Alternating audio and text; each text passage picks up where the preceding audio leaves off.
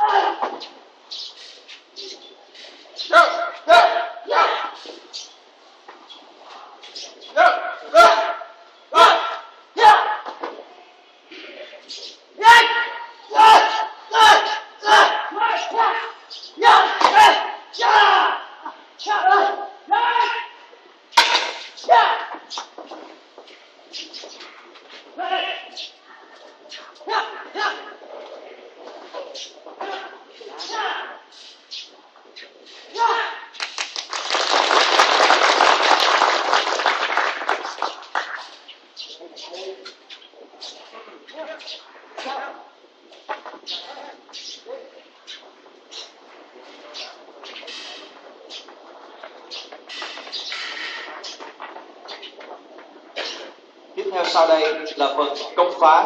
Xin kính mời các đồng chí tiếp tục theo dõi.